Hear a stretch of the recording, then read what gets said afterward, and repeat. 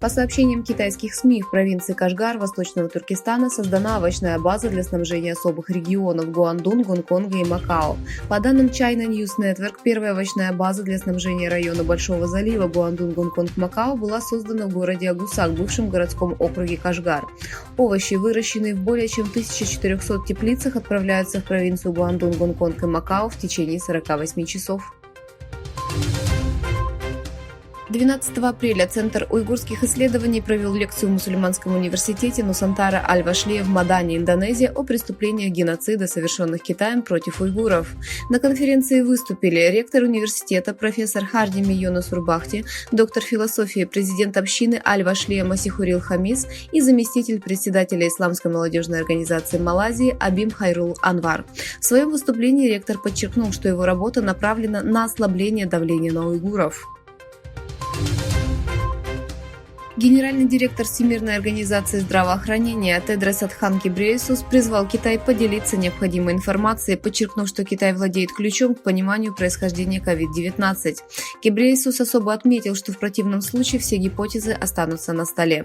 Далее цитата. «Вы не можете говорить то или это без полного доступа ко всей информации, которой располагает Китай». Конец цитаты. Вслед за телекоммуникационным оборудованием США теперь также готовятся запретить краны китайского производства. Власти опасаются, что краны с современными датчиками могут быть использованы для шпионажа. Как сообщает Бизнес Корея, 80% портовых кранов в Соединенных Штатах принадлежат китайской компании ZPMC. Власти США опасаются, что встроенные камеры и датчики на современных кранах китайского производства могут быть использованы для передачи конфиденциальной информации китайским властям. Утечка документов американской разведки показала, что Тайвань не оснащен, чтобы противостоять возможному удару китайской авиации, и Вашингтону будет трудно контролировать его из-за новой тактики Пекина. Официальные лица США опасаются, что ПВО Тайваня не сможет точно отслеживать ракеты и быстро реагировать, сообщает Шарк Аль-Арсад. Европейский производитель самолетов Airbus открыл исследовательский центр в провинции Цзянцзу на восточном побережье Китая для проведения исследований по водороду и альтернативным видам топлива. В заявлении компании говорится, что объект, созданный в городе Сукоу в дельте реки Янцзы, будет сосредоточен на исследованиях, используя передовую водородную инфраструктуру и цепочку поставок авиационной промышленности.